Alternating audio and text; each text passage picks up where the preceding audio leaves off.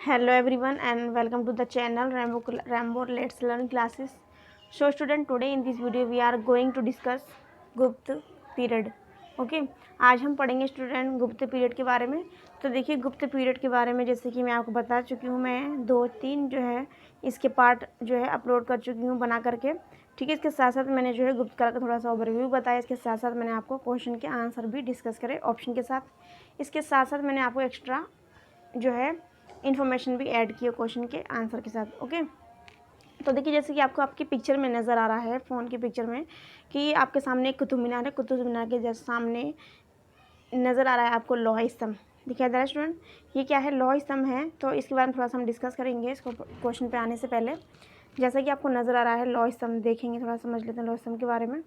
देखिए जैसे कि आपको ये आयरन पिलर जो नज़र आ रहा है स्टूडेंट, दिखाई दे रहा है आपको, ये आयरन पिलर किसने बनवाया था? इसकी तरह से काफ़ी सारे क्वेश्चंस पूछे जाते हैं और ये कहाँ पर स्टूडेंट स्थित है. ठीक है, तो बात की जाए इसकी आयरन पिलर की, तो ये स्टूडेंट मेहरौली में स्थित है. कहाँ? मेहरौली, जो कि दिल्ली में है. मेहरौली में स्थित है स्टूडेंट, और कुतुब मीनार के पास है. कुतुब मीनार का जो एरिया है बाउंड्री वाला, कुतुब मीनार के पास जो सामने नज़र आ रहा है. इससे पहले मैं आपको एक और इमेजेस दिखा चुकी हूँ, लेकिन मैंने सोचा कि मैं आपको एक ऐसी इमेजेस दिखाऊँ जिसमें जो है पिक्चर जो है कुतुब मीनार के क्योंकि कुतुब मीनार के ही एरिया के अंदर है ये लोहा स्तंभ आयरन पिलर. तो मैंने सोचा कि आपको ऐसे क्या होगा, लर्न रहेगा माइंड में अच्छे से. ठीक है, तो इसलिए मैं ये वाली इमेजेस लेके आई हूँ आपको, आयरन पिलर और कुतुब मीनार की जो सामने वाली. ठीक है, कुतुब मीनार के एरिया में ही ये आयरन पिलर है. इस आयरन पिलर को बनवाया किसने, तो बता दी जाए यदि आयरन पिलर के बारे में बात, तो आयरन पिलर को देखते हैं किसने बनाया. मैंने आपको पहले भी बताया है, मैंने बताया था चंद्रगुप्त द्वितीय ने. चंद्रगुप्त द्वितीय, जिनको विक्रमादित्य भी कहा जाता था. विक्रमादित्य की इन्होंने जो है उपाधि धारण की थी. विक्रमादित्य की कब? जब इन्होंने शकों को जो है पराजित किया था. ओके, तो ये चीज़ हो गई. ठीक है, अब ये जो आयरन पिलर है स्टूडेंट, जैसा कि आपको नज़र आ रहा है ये आयरन पिलर, इसका फीचर्स ये है कि ये चंद्रगुप्त द्वितीय, जिनका टाइम पीरियड मैंने आपको बताया था 375 से 415, 375 से 415 का शासन काल था. उस टाइम से आज भी वर्तमान समय 2022 की बात की जाए तो आज भी ये वैसा ही वहाँ पर स्टेबल है. ठीक है, स्थित है. और इसमें जो है ये, जैसे कि आपको पता है आयरन पिलर है, तो आयरन में जो क्या होता है, जंग लग जाता है, और जंग लगने की वजह से क्या होता है, वो खोखला हो जाता है. लेकिन ये आयरन पिलर की जो फीचर्स है, इसका फीचर्स की विशेषता ये है कि आयरन पिलर ये आज तक इसमें कोई जंग नहीं लगा. ये वैसा ही बना हुआ है जो इस टाइम 375, और बात की जाए 415 चंद्रगुप्त मौर्य ने बनवाया था ये, तो उस टाइम से भी आज तक ये ऐसा ही है. ठीक है, मतलब इसका लोहा इतना ज़्यादा स्ट्रॉन्ग है कि उसमें जंग नहीं लगा. ये इसका एक फीचर्स है. ओके, तो ये थी कुछ इन्फॉर्मेशन जो इस आयरन पिलर के बारे में थी, एडिशनल थी. तो मैंने सोचा कि आपको पिक्चर के थ्रू आपको इनकी इन्फॉर्मेशन दूँ तो ज़्यादा बेहतर होगा. ओके, एक बार दोबारा से हम रिकॉल कर लेंगे माइंड में अपने. देखिए चंद्रगुप्त द्वितीय, जैसे कि आपको नज़र आ रहा है, चंद्रगुप्त द्वितीय ने बनवाया था ये आयरन पिलर, जिनकी एक उपाधि थी, जिनका नाम था, जिनको क्या कहा था, विक्रमादित्य भी कहा जाता था. ये क्या थे? चंद्रगुप्त द्वितीय. ठीक है, चंद्रगुप्त सेकंड थे ये जो आयरन पिलर है ये मेहरौली में स्थित है. मेहरौली की कहाँ पर? जो कुतुब मीनार का जो एरिया है, जो आपको बाउंड्रीज नज़र आ रही है, कुतुब मीनार के एरिया में ही मेहरौली के अंदर ये आयरन पिलर जो स्थित है. इसको 375 से लेके 415 का जो शासनकाल था किसका? चंद्रगुप्त द्वितीय का, तो उस ज़माने में बनाया गया था. और बात की जाए आज की, तो आज 2022 की बात की जाए वर्तमान समय में, तो आज भी ये वैसा ही है. और इसके ऊपर जैसा आपको नज़र आ रही है यहाँ पर क्या है, गरुड़, ये क्या है, गरुड़ का चित्र बना हुआ है यहाँ पर, लोह आयरन के तरीके से जो बना हुआ है, गरुड़ बना हुआ है यहाँ पर. ठीक है, तो इस बारे में आप ये इन्फॉर्मेशन आप चाहें तो इसको स्क्रीनशॉट भी ले सकते हैं. और आगे हम चलते हैं अपने क्वेश्चंस पर और समझते हैं क्वेश्चंस के बारे में. So let's get started. Question number 17. Okay, question number 17 पे आएंगे, देखेंगे पर क्वेश्चन नंबर 17 को. देखिए वाली मैंने आपको पिक्चर दिखाई थी, यहाँ पर आपको नज़र नहीं आ रहा है. क्या नज़र नहीं आ रहा आपको? जो कुतुब मीनार का जो एक सिर्फ एरिया आपको नज़र आ रहा है. ठीक है, कुतुब मीनार नज़र नहीं आ रहा, लेकिन वो जो पिक्चर थी वो अच्छी थी, मैंने इसलिए इसको लिया है. जैसे कुतुब मीनार और वो दोनों चीज़ें जो है नज़दीक में थी. ठीक है, तो चलिए अपने क्वेश्चन पर आते हैं. गुप्त काल में हम क्वेश्चन पढ़ेंगे 17 को जैसे कि आपको पता है 16 क्वेश्चन मैं आपको डिस्कस करवा चुकी हूँ लास्ट टाइम। एक बार दोबारा से रिकॉल कर लेंगे माइंड में, ये क्वेश्चन क्या था मैं दोबारा से आपको बता दूंगी। क्वेश्चन नंबर 16 पे आते हैं और समझते हैं। क्वेश्चन नंबर 16 में क्या कहा गया आते हैं, देखिए क्या कहा गया है। निम्नांकित में से किस राजा को देवराज के नाम से भी जाना जाता है? देवराज। तो यदि ध्यान हो भी हमने जिसके बारे में जिक्र किया है, जो आयरन पिलर के बारे में जिक्र किया है, वो किसने बनवाया था? चंद्रगुप्त द्वितीय। किसने स्टूडेंट? चंद्रगुप्त द्वितीय ने बनाया। और मैंने आपको बताया चंद्रगुप्त द्वितीय ने कौन कौन सी उपाधि धारण की थी। जब इन्होंने शकों को पराजित किया था तब इन्होंने विक्रमादित्य की उपाधि धारण की थी, विक्रमादित्य। इसके साथ साथ इनको क्या क्या कहा जाता था वो भी नाम देख लेंगे। देवराज, देवगुप्त, देवराज, देवगुप्त और देवश्री, देवश्री।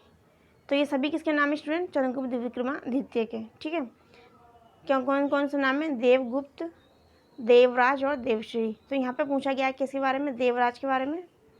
किसके बारे में पूछा गया? यहाँ पे पूछा गया स्टूडेंट देवराज के बारे में। तो देवराज के बारे में यदि बात की जाए, क्वेश्चन नंबर 16 को देखते हैं और राइट आंसर पे आते हैं। दोबारा से पढ़ लेंगे इसके क्वेश्चन के आंसर को। देखिए एक बार क्वेश्चन नंबर 16 क्या स्टूडेंट? क्वेश्चन नंबर 16 है, ये मैंने जो समझाया उसको मैं इरेज कर रही हूँ। देखिए दोबारा से आते हैं क्वेश्चन पर। किस राजा को देवराज की उपाधि दी गई या फिर देवराज के नाम से भी जाना जाता है? तो पहला क्या लिखा हुआ स्टूडेंट? कनिष्क। बी में लिखा हुआ गौतमी पुत्र शतकर्णी और सी में लिखा हुआ अशोक और डी में लिखा चंद्रगुप्त विक्रमादित्य। तो इसको कहा जाए चंद्रगुप्त द्वितीय या फिर चंद्रगुप्त विक्रमादित्य, तो उन्हीं के ही ये क्या थे? अन्य नाम थे देवराज। ओके, तो राइट आंसर यदि बात की जाए 16 के, तो राइट आंसर क्या होगा? देखिए 16 का राइट आंसर होगा डी, यानी कि चंद्रगुप्त विक्रमादित्य। यदि ऑप्शन में होता चंद्रगुप्त द्वितीय तब भी चंद्रगुप्त द्वितीय भी इसका राइट आंसर होता। यदि इसका राइट आंसर यदि इसका यहाँ पर ही दे दिया चंद्रगुप्त विक्रमादित्य, इनकी उपाधि के साथ इनका जो उस नाम को जोड़ दिया है। ठीक है, आगे देखते हैं क्वेश्चन नंबर 17 को एक बार समझ ले, इसकी ऑप्शन उसको भी समझ लेते हैं, एक्सप्लेनेशन को भी। क्वेश्चन नंबर 16 की एक्सप्लेनेशन को देखिए एक बार क्या कह रहे हैं एक्सप्लेनेशन में। गुप्त शासक चंद्रगुप्त द्वितीय, जिनको विक्रमादित्य के अन्य नाम से भी जाना जाता है, इनको देवगुप्त भी नाम इनको मिला हुआ था। इसका प्रमाण जो है सांची वकाटक अभिलेखों से मिलता है और इनका अन्य नाम जो है देवराज और देवश्री भी है। तो वकाटक और सांची जो है स्टूडेंट, वकाटक और सांची के जो अभिलेख है वहाँ से इनका उल्लेख मिलता है किसका? देवगुप्त का। बाकी अन्य नाम जो है देवराज और देवश्री भी हैं इनके नाम, देवश्री। आगे चलते हैं क्वेश्चन नंबर 17 पे, समझते हैं क्वेश्चन नंबर 17 को। देखिए क्वेश्चन नंबर 17 इस सीरीज़ का first question. Okay, question number 17 आपकी स्क्रीन पर है। क्वेश्चन नंबर 17 देखेंगे, निम्नलिखित में से किस शासक को देवराज भी कहा गया है? किस शासक को देवराज कहा गया है? तो यहाँ पे वही क्वेश्चन रिपीटेड है, बस क्वेश्चन पूछने का जो वे है, जो तरीका है, वो क्या थोड़ा डिफरेंट है। ठीक है, पहला क्या लिखा हुआ है? किस शासक का एक अन्य नाम देवराज है। ऑप्शन पे आते हैं, पहले चंद्रगुप्त मौर्य, बी में क्या लिखा हुआ? अशोक, सी में लिखा चंद्रगुप्त द्वितीय, जिनका नाम क्या था, जिन्होंने एक उपाधि धारण की थी विक्रमादित्य की, तो चंद्रगुप्त विक्रमादित्य। और डी में क्या है? कनिष्क। तो अभी हमने बात किसके बारे में की थी? अभी हमने बात की थी देवगुप्त, देवश्री और विक्रमादित्य, या फिर कहें तो चंद्रगुप्त द्वितीय। राइट आंसर स्टूडेंट क्या होगा 17 का? सी। ओके, 17 क्वेश्चन का राइट आंसर होगा स्टूडेंट सी। आते हैं क्वेश्चन नंबर 18 पर। चंद्रगुप्त द्वितीय ने विक्रमादित्य की उपाधि जो है कब धारण की थी? विक्रमादित्य ने कब उपाधि धारण की थी? चंद्रगुप्त द्वितीय ने विक्रमादित्य की उपाधि कब धारण की थी? ऑप्शन देख लेते हैं एक बार। पहला ऑप्शन देखिए क्या लिखा हुआ है? लिखा हुआ शकों के उन्मूलन के बाद। बी में क्या लिखा हुआ? अपने समस्त विजय अभियानों के बाद, या फिर अपने विवाह के बाद, या फिर उपयुक्त में से सभी के बाद। ठीक है, तो राइट आंसर को यदि देखें क्वेश्चन नंबर 18 के, तो राइट आंसर क्वेश्चन नंबर 18 का मैं आपको एक्सप्लेनेशन में कई बार बता चुकी हूँ कि शकों को पराजित करने के बाद में चंद्रगुप्त द्वितीय ने जो है विक्रमादित्य की उपाधि धारण की थी। तो राइट आंसर 18 का क्या होगा? शकों के उन्मूलन के बाद या फिर शकों को पराजित करने के बाद में। ओके, एक बार एक्सप्लेनेशन को भी देख लेंगे और देखिए एक बार एक्सप्लेनेशन पे चलेंगे। थोड़ा सा मैं कर लेती हूँ, जूम हो रहा है ज़्यादा, बस देखिए एक बार क्वेश्चन नंबर 18 की एक्सप्लेनेशन को। गुप्त सम्राट चंद्रगुप्त द्वितीय को शक विजेता भी कहा जाता है, क्यों कहा जाता है? क्योंकि इन्होंने क्या करा था, शकों को क्या करा था, पराजित किया था, हराया था। पश्चिम भारत के अंतिम शक राजा रुद्र सिंह तृतीय को चंद्रगुप्त द्वितीय ने 5वीं सदी के प्रथम दशक में परास्त कर पश्चिम भारत पर शक सत्ता का जो है उन्मूलन किया। अपनी इसी उपलब्धि के बाद में उन्होंने जो है विक्रमादित्य की उपाधि धारण की। शकों को हराने के कारण चंद्रगुप्त की एक अन्य उपाधि शंकारी भी कहलाई गई। उसने इस उपलब्धि में चांदी के सिक्के भी चलाए थे। ये उनकी बहुत बड़ी उपलब्धि थी, जिसकी खुशी में उन्होंने चांदी के सिक्के भी चलाए। तो ये भी क्वेश्चन पूछा जाता है कि विक्रमादित्य यानी कि चंद्रगुप्त द्वितीय ने अपने किस खुशी में, किस उपलक्ष्य में चांदी के सिक्के चलाए। ठीक है, इससे भी क्वेश्चन पूछा जाता है। ये भी क्वेश्चन पूछा जाता है कि चंद्रगुप्त द्वितीय ने विक्रमादित्य की उपाधि किस उपलक्ष्य में धारण की, कब की। ठीक है, तो दोबारा से देख लेंगे, एक्सप्लेनेशन बड़ी ही इंपॉर्टेंट है, दोबारा से आएंगे। गुप्त सम्राट चंद्रगुप्त द्वितीय को शक विजेता कहा जाता है। पश्चिम भारत के अंतिम शक राजा, पश्चिम भारत के जो है अंतिम शक राजा, जिसका नाम क्या था, रुद्र सिंह। क्या नाम था स्टूडेंट? रुद्र सिंह तृतीय को चंद्रगुप्त द्वितीय ने 5वीं सदी के प्रथम शासक को परास्त किया, 5वीं सदी के प्रथम शासक को हराया था। पश्चिमी भारत में शक सत्ता का जो है अंत हो गया, उन्मूलन हो गया, या फिर अपराजित हो गई शक सत्ता। अपनी इसी उपलब्धि के बाद में विक्रमादित्य यानी कि चंद्रगुप्त द्वितीय ने जो है विक्रमादित्य की उपाधि धारण की। शकों को हराने के कारण चंद्रगुप्त की एक अन्य उपाधि, जिसका नाम क्या होता है स्टूडेंट, शंकारी। शकों को पराजित करने के कारण को कहा जाता है शंकारी भी। इसी उपलक्ष्य में उन्होंने क्या करा था, चांदी के सिक्के चलाए। किसने स्टूडेंट? चंद्रगुप्त द्वितीय ने चांदी के सिक्के भी चलाए। आते हैं इंपोर्टेंट फैक्ट पर। चंद्रगुप्त द्वितीय का एक अन्य नाम देव भी था, तभी इनको देवश्री भी कहा गया। उसे देवगुप्त भी कहा गया, देवराज कहा गया और देवश्री भी कहा गया। ठीक है, विक्रमादित्य परम भागवत, अभी हमने पढ़ा था परम भागवत की उपाधि किसने धारण की थी, क्वेश्चन था। तो परम भागवत, तो देखिए ये पॉइंट जो है ना, ये पॉइंट एवं नहीं दे, ये पॉइंट देखो बड़े ही इंपॉर्टेंट, और इन इम्पोर्टेंट पॉइंट में से ही क्वेश्चन जो है एग्जामिनर बना देता है। तो आपको इसीलिए पॉइंट यहाँ पे दिए। ये बुक जो है बड़ी ही ऑथेंटिक है, इसमें से मोस्टली क्वेश्चन पूछे जाते हैं। जब आप इसको पढ़ लेंगे ना, इस बुक को, और आप इसके बाद पढ़ने के बाद जब एग्ज़ाम देंगे ना, तो आप खुद एक्सपीरियंस कीजिएगा ये चीज़ कि इसमें से, इस बुक की एक्सप्लेनेशन में से, इस बुक के क्वेश्चंस पेपर में से कितने क्वेश्चन आपको एग्ज़ाम हॉल में बैठने के बाद में एज इट मिलेंगे। ओके, विक्रमादित्य, परम भागवत आदि उसकी जो है प्रसिद्ध उपाधियाँ थी। इसका संधि विग्राहक जो है, इसका संधि विग्राहक और सचिव वीरसेन जो था शैव था, जबकि सेनापति जो था आम्रकारदव कौन था, बौद्ध था।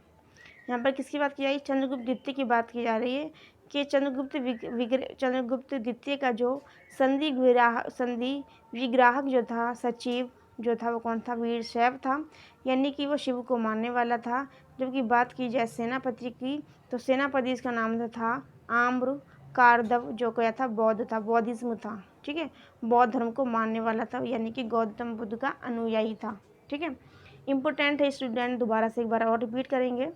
देखिए एक बार, चंद्रगुप्त द्वितीय के जो कौन कौन से नाम थे, पहला क्या था, देवगुप्त, देवराज और देवश्री। ओके, विक्रमादित्य, परम भागवत, इनकी क्या थी, उपाधियाँ थी। ठीक है, जैसे कि मैंने अभी आपको पढ़ाया था परम भागवत, क्वेश्चन अभी हमने डिस्कस किया था कि परम भागवत किस शासक की उपाधि थी।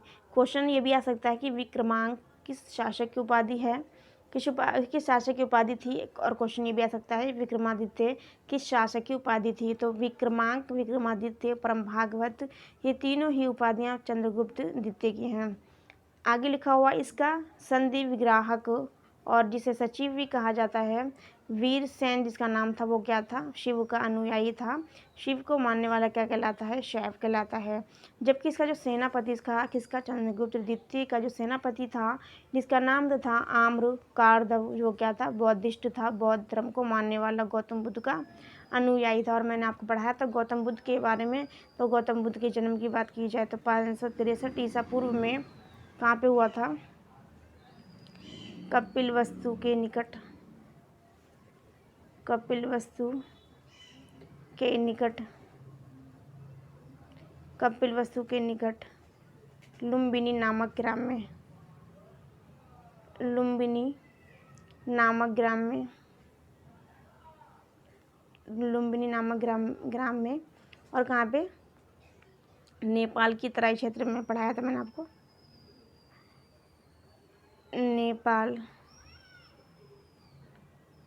की तराई क्षेत्र में, ठीक है। तो यहाँ पे मैंने गौतम बुद्ध को क्यों डिस्कस करवाया, क्यों यहाँ पे गौतम बुद्ध के बारे में, बौद्धिज्म के बारे में आ गया है। दोबारा देखिए 563 ईसा पूर्व में जो है कपिलवस्तु के निकट जो है लुम्बिनी में किसका, लुम्बिनी के नेपाल की तराई क्षेत्र में जो है गौतम बुद्ध का जन्म हुआ था 563 ईसा पूर्व में, ठीक है। आगे देखेंगे, एक बार और देख लीजिए क्वेश्चन नंबर 19 को, आगे चलते हैं क्वेश्चन नंबर 19 में। क्वेश्चन नंबर 19 देखिए, क्वेश्चन नंबर 19 को समझते हैं कि क्या कहा गया है क्वेश्चन नंबर 19 में। जैसा कि आपकी स्क्रीन पर नजर आ रहा है क्वेश्चन नंबर 19, गुप्त शासकों में से किसने विक्रमादित्य की उपाधि धारण की। तो अभी हमने किसके बारे में पढ़ा स्टूडेंट, विक्रमादित्य के बारे में पढ़ा। तो इसमें हमें ऑप्शन को पढ़ने की ज़रूरत नहीं, फिर भी हम क्वेश्चन ऑप्शन को पढ़ लेंगे, क्योंकि यदि हम यहाँ पर अभी समझ के चलेंगे, ऑप्शन को पढ़ने का डालेंगे तो हम एग्ज़ाम में ये चीज़ हेल्पफुल रहेगी। क्योंकि कई बार ऐसा होता है कि ऑप्शन ना पढ़ने की वजह से हम कई बार गलत ऑप्शन पर भी पहुँच जाते हैं और वही हमारे रॉन्ग आंसर की वजह बनती है। तो इसलिए हमें ऑप्शन को भी पढ़ते हुए चलना है, अपनी यही आदत हमेशा बनाए रखना है। और यही आदत हमारे एग्जामिनेशन हॉल में हमारे लिए नंबर को जो है नेगेटिव नहीं होने के लिए हेल्पफुल रहेगी। ओके, देखिए 19 क्वेश्चन में, गुप्त शासकों में से किसने विक्रमादित्य की जो है उपाधि धारण की। ये वाइट कलर पता नहीं क्यों हो जाता है। गुप्त शासकों में से किसने विक्रमादित्य की जो उपाधि धारण की। पहला क्या लिखा है, समुद्रगुप्त। बी में लिखा चंद्रगुप्त द्वितीय। सी में लिखा हुआ स्कंदगुप्त। और डी में लिखा हुआ उपयुक्त में से कोई नहीं। तो राइट आंसर पे आते क्वेश्चन नंबर 19 के। तो राइट आंसर क्या होगा स्टूडेंट, बी, चंद्रगुप्त विक्रमादित्य को क्या था, इन्होंने विक्रमादित्य की उपाधि धारण की थी, ठीक है। आगे बात की जाए किसके बारे में, क्वेश्चन नंबर 20 के बारे में। तो देखिए 20 में क्या कहा गया है। 20 में लिखा हुआ चंद्रगुप्त द्वितीय, जिनको क्या कहा गया था, विक्रमादित्य ने किस एक राजवंश से वैवाहिक संबंध जो है स्थापित नहीं किया था, स्थापित नहीं किया था। ये नहीं वाले क्वेश्चन होते हैं, बड़े ही इंपॉर्टेंट होते हैं। तो देखिए चंद्रगुप्त प्रथम की यदि बात की जाए तो चंद्रगुप्त प्रथम ने अपने साम्राज्य को विस्तृत करने के लिए, मैंने आपको बताया था, चंद्रगुप्त प्रथम की यदि बात की जाए तो उन्होंने क्या करा था,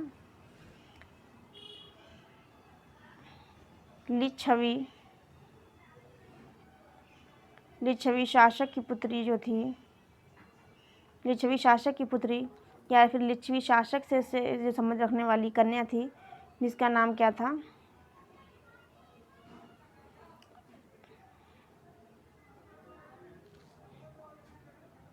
देखिए मुझे नाम ध्यान नहीं आ रहा है, नागा देवी, तो चंद्रगुप्त द्वितीय की थी। और चंद्रगुप्त प्रथम की जो रानी थी उनका नाम क्या था, कुमार देवी, हाँ ध्यान आ गया। क्या नाम था स्टूडेंट उनकी पत्नी का, कुमार देवी। कुमार देवी जो है ये क्या थी, राजकुमारी थी, जो किससे संबंधित थी, लिच्छवी राजवंश से संबंधित थी। देखिए एक बार यहाँ पर किसके बारे में, लिच्छवी राजवंश की बात की गई है। तो राइट पहला क्या लिखा है, इसके क्वेश्चन को समझते हैं। पहले क्या लिखा हुआ है, नागवंश लिखा हुआ है चंद्रगुप्त द्वितीय के बारे में यहाँ पर। और मैं आपको चंद्रगुप्त प्रथम के बारे में मैंने आपको समझाया। देखिए एक बार, चंद्रगुप्त द्वितीय जिनको कहा जाता है विक्रमादित्य ने किस राजवंश से वैवाहिक संबंध स्थापित नहीं किया। पहले लिखा हुआ नागवंश, बी में लिखा हुआ वाकाटक वंश, सी में लिखा हुआ कदम राजवंश और डी में लिखा हुआ है लिच्छवी राजवंश। तो बात करें क्वेश्चन नंबर 20 के राइट आंसर की, तो इसमें नहीं पे अगर आए तो इसका राइट आंसर स्टूडेंट क्या होगा, डी। क्या स्टूडेंट, डी जो है इसका राइट आंसर होगा।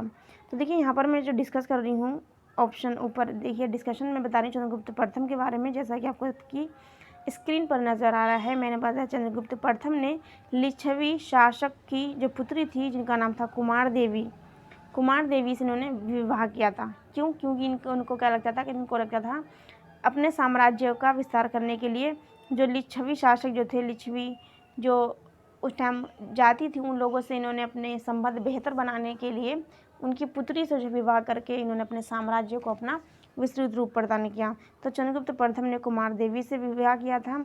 वहीं बात की जाए चंद्रगुप्त द्वितीय की, तो नागवंश लिखा हुआ ऑप्शन में नागवंश की एक राजकुमारी थी जिसका नाम था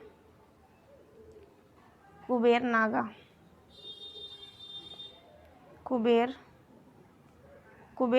नाम की कन्या नाग राजवंश से क्या थी, संबंधित थी, जिनका नाम था कुबेर नागा से विवाह किया था किसने, चंद्रगुप्त द्वितीय ने। इसके साथ साथ इनकी जो चंद्रगुप्त द्वितीय इनकी जो पत्नी थी कुबेर नागा, ठीक है, इनसे एक पुत्री उत्पन्न हुई जिसका नाम रखा गया था प्रभावती। क्या रखा गया था, प्रभावती। अब इन्होंने क्या करा, प्रभावती का जो विवाह था वो करवा दिया। प्रभावती गुप्ता कहते हैं इनको, ठीक है, प्रभावती गुप्ता, ओके। प्रभावती गुप्ता जो थी इनकी पुत्री किसकी, चंद्रगुप्त द्वितीय की। उन्होंने क्या करा कि वकाटक नरेश, ये लिखा हो ना ऑप्शन बी में वकाटक, तो वकाटक देखिए एक बार, जैसा कि आपको नजर आ ऑप्शन बी में वकाटक। तो वकाटक वंश का क्या था, एक राजा था जिसका नाम था नरेश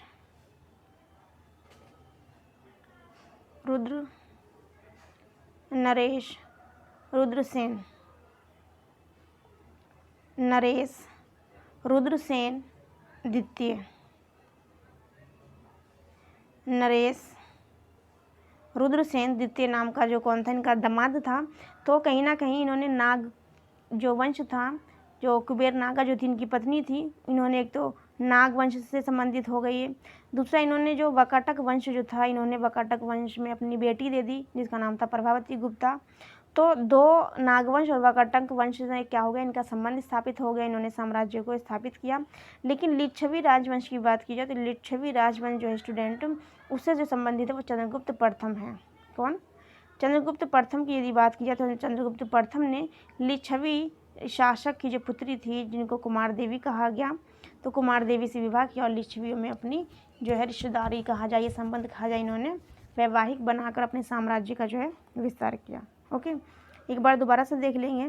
देखिए जैसा कि आपको नज़र आ रहा है चंद्रगुप्त द्वितीय के बारे में, चंद्रगुप्त द्वितीय ने ऑप्शन में देखिए पहले लिखा हुआ है नागवंश, बी में लिखा हुआ वकाटक वंश। नागवंश की इनकी पत्नी थी जिनका नाम था कुबेर नागा, जैसा आपको की स्क्रीन पर नजर आ रहा है कुबेर नागा। और कुबेर नागा से जो इनकी एक बेटी उत्पन्न हुई जिसका नाम रखा गया प्रभावती गुप्ता, जैसा कि आपको आपकी स्क्रीन पर नजर आ रहा है। क्या नाम था उनका, प्रभावती गुप्ता इनका नाम था।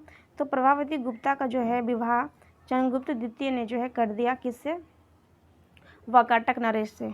किससे, वकाटक नरेश से, जिनका नाम था रुद्रसेन। क्या नाम था, रुद्रसेन द्वितीय इनका नाम था। और रुद्रसेन द्वितीय से इन्होंने जो वकाटक वंश के राजा थे, इनका पर्पस क्या था, अपने साम्राज्य को विस्तृत करना। तो कहा जाए ऑप्शन की बात की जाए 20 क्वेश्चन की, तो इसका राइट आंसर जो होगा 20 का डी है। और ये मैं ऑप्शन को भी आपको समझा चुकी हूँ। नागवंश और वकाटक वंश और कादम्ब राजवंश, इससे जो संबंध है वो किसका है, चंद्रगुप्त द्वितीय का। जो कि बात की जाए लिच्छवी राजवंश का, तो लिच्छवी राजवंश से संबंधित किसकी पत्नी, चंद्रगुप्त प्रथम की। ओके स्टूडेंट, तो 20 क्वेश्चन की सीरीज ये होती है हमारी कंप्लीट। आगे चलते क्वेश्चन नंबर 21 पर देखते हैं। क्वेश्चन नंबर 21 में ओके, आप चाहें तो स्क्रीनशॉट साथ साथ ले लिया करिए। क्वेश्चन नंबर 21, क्वेश्चन नंबर 20 हो गया। 20 की देखिए आप एक्सप्लेनेशन भी दे रखिए, एक बार समझ लेते हैं इसकी एक्सप्लेनेशन को भी। क्वेश्चन नंबर 20 की एक्सप्लेनेशन को देखेंगे। क्वेश्चन नंबर 20 की एक्सप्लेनेशन देखिए एक बार। चंद्रगुप्त विक्रमादित्य जो है लिच्छवी राजवंश से संबंधित नहीं थे। कौन? यहाँ पे चंद्रगुप्त द्वितीय जो है संबंधित नहीं थे। लिच्छवी राजवंश के साथ चंद्रगुप्त प्रथम ने जो है वैवाहिक संबंध बनाए थे। प्रथम ने लिच्छवियों से, उनकी जो राजकुमारी जिसका नाम था कुमार देवी से उन्होंने विवाह किया था। ठीक है। चंद्रगुप्त द्वितीय ने नाग राजकुमारी जो उसका नाम क्या था कुमार नागा के साथ अपना विवाह किया था और इनकी पुत्री उत्पन्न हुई थी, इसका नाम था प्रभावती गुप्ता। इन्होंने क्या करा? वकाटक का सहयोग प्राप्त करने के लिए चंद्रगुप्त द्वितीय ने अपनी पुत्री जिसका नाम था प्रभावती गुप्ता का विवाह जो है वकाटक नरेश जिसका नाम था रुद्रसेन द्वितीय के साथ कर दिया। आगे चलते हैं क्वेश्चन नंबर 20, दोबारा समझ लेंगे एक बार और। चंद्रगुप्त द्वितीय विक्रमादित्य ने लिच्छवी राजवंश से संबंध स्थापित नहीं किया था। यहाँ पर चंद्रगुप्त द्वितीय है, ये इंपॉर्टेंट चीज़ है। जबकि चंद्रगुप्त प्रथम ने ही लिच्छवी से अपने संबंध स्थापित किए थे और वैवाहिक संबंध बनाया। और लिच्छवी वंश की एक लड़की थी राजकुमारी जिसका नाम था कुमार देवी, उनके साथ इन्होंने विवाह किया था चंद्रगुप्त प्रथम ने। चंद्रगुप्त द्वितीय ने नाग राजकुमारी जिसका नाम था कुबेर नागा के साथ अपना विवाह किया और उससे एक कन्या उत्पन्न हुई जिसका नाम रखा गया प्रभावती गुप्ता। प्रभावती गुप्ता के इन्होंने क्या करा? वकाटक नरेश से विवाह कर दिया जिसका नाम था रुद्रसेन द्वितीय।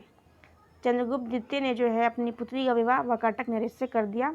वकाटक नरेश रुद्रदामन को अपना दामाद बना लिया। क्वेश्चन नंबर चलते हैं 21 पर।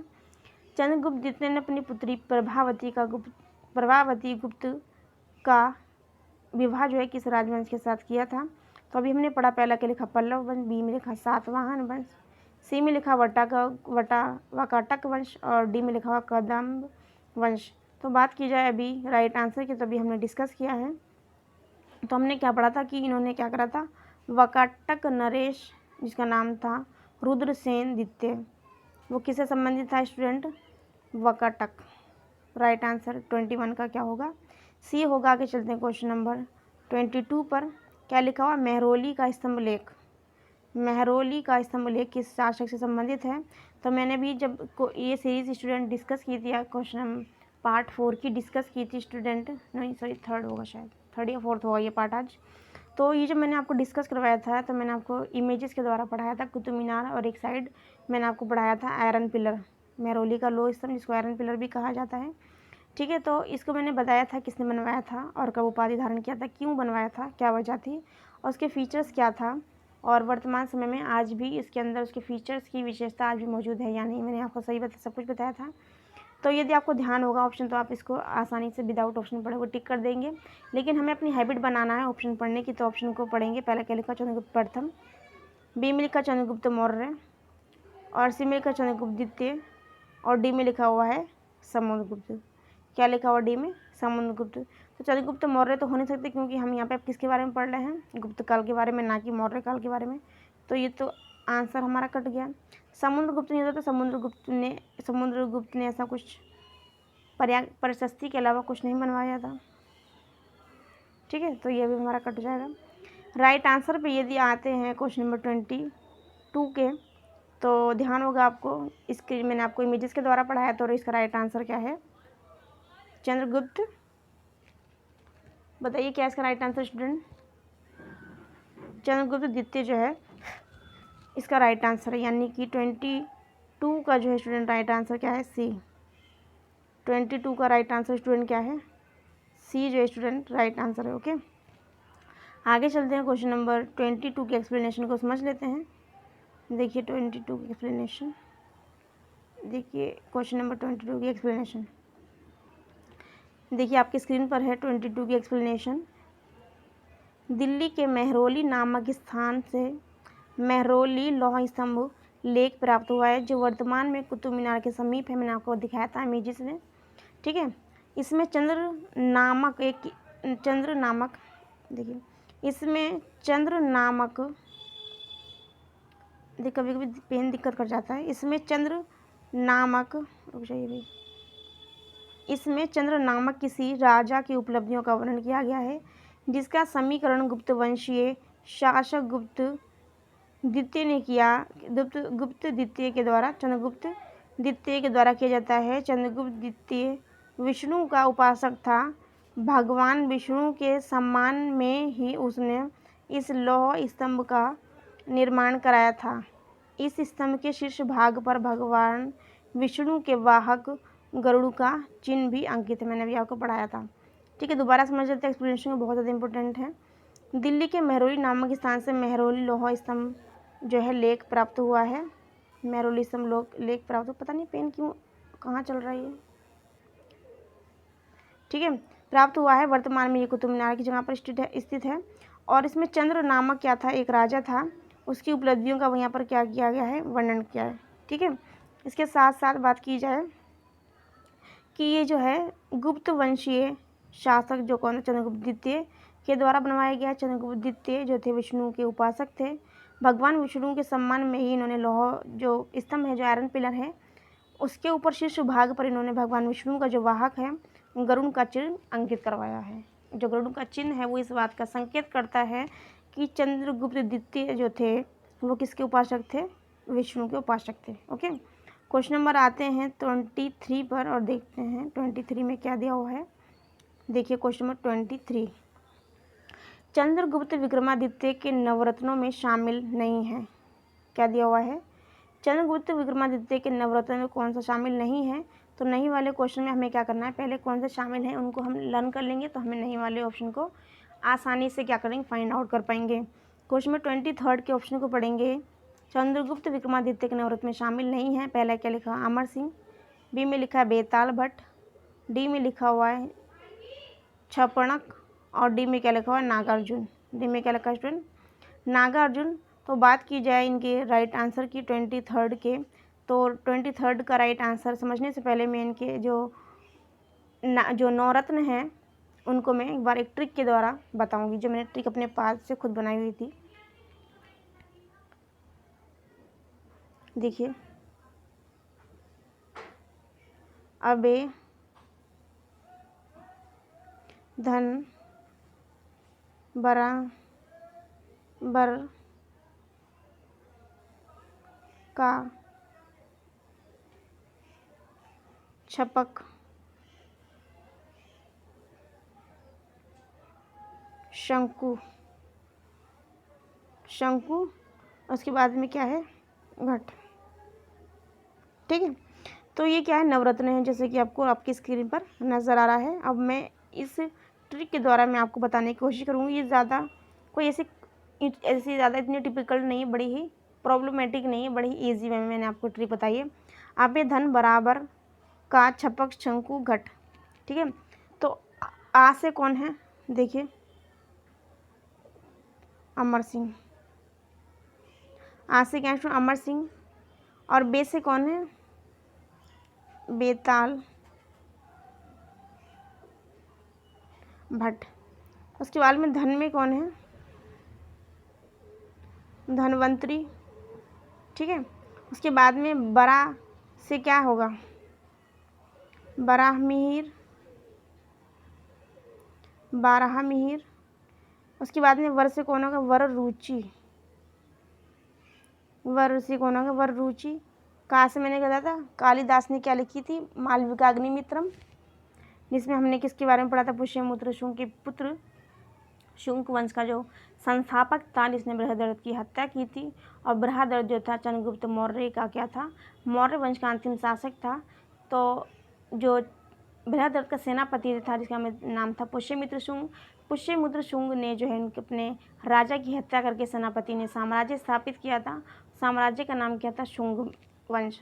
तो शुंग वंश का जो शासक था पुष्यमित्र शुंग का, जिसका बेटा था पुष्यमित्र शुंग जो था स्टूडेंट, तो शुंग वंश का जो बेटा था, पुष्यमित्र शुंग का जो बेटा, उसका नाम क्या था स्टूडेंट, उसका नाम था अग्निमित्रम। अग्निमित्र उसका नाम था। तो अग्निमित्रम, मालविका अग्निमित्रम जो एक काव्य था जो संस्कृत में लिखा गया था, जिसमें मैंने बताया था मालविका नामक एक फीमेल हीरोइन थी, उस टाइम की राजकुमारी थी शुंग वंश की। और जो पुत्र था शुंग, पुष्यमित्र शुंग का भी पुत्र था, इसका नाम था अग्निमित्र। तो इन्होंने क्या करा था, एक नाटक लिखा था, किसने, कालिदास ने। तो यहाँ पे का मतलब क्या था, और मैंने बताया था का मतलब कालिदास जो थे वो क्या थे, गुप्तकालीन कवि थे।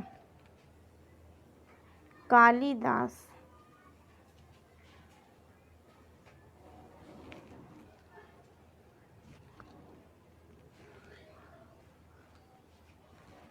क्या हुआ स्टूडेंट, कालिदास उसके बाद में शपक मीन्स क्या होगा, इनको बोलते हैं छपणक। क्या बोलते हैं स्टूडेंट, शपणक बोलते हैं। उसके बाद में कौन सा होता है, शंकु, जैसा कि आपको नज़र आ रहा है, तो इनको शंकु ही कहा जाता है, कहा जाता है शंकु। उसके बाद में क्या है, घंट करपर, ये क्या है स्टूडेंट, नवरत्न है। एक बार दोबारा से मैं आपको ट्रिक बता देती हूँ, क्या है, अबे धन बराबर बराबर का छपक शंकु घट। ये क्या एक ट्रिक है जो मैंने खुद बनाई है, आप चाहें तो जैसा भी आपको इजी लगे वैसे आप कर लीजिए, लेकिन बस आपको याद होना चाहिए, ठीक है। तो देखते हैं, आ से क्या हुआ स्टूडेंट, अमर सिंह। बे से क्या हुआ, बेताल भट्ट। और धे से क्या हुआ, धनवंतरी। और बरा से क्या हुआ, बरा महिर। और वर से क्या हुआ, रुचि, ठीक है। का से क्या हुआ, कालिदास। कालिदास गुप्तकालीन कवि हैं, जबकि इन्होंने शुंग वंशीय शासक पुरुषमित्र शुंग के पुत्र और मालविका नामक राजकुमारी का जो है एक इन्होंने क्या करा था, वो लिखी थी, पूरा का पूरा एक इन्होंने इपिक लिखा था, ग्रंथ लिखा था उसमें। तो इस तरह से भी क्वेश्चन पूछा था। तो कालिदास किस वंश से किस टाइम के कवि हैं, तो ये गुप्तकालीन कवि हैं, लेकिन उन्होंने उस वंश के बारे में लिखा। तो आप कई बार कन्फ्यूज़ नहीं होना है आपको कि ये गुप्तकालीन है या शुंग वंशीय हैं, ठीक है। तो गुप्तकालीन कवि थे, ना कि शुंग वंशी कवि, ओके।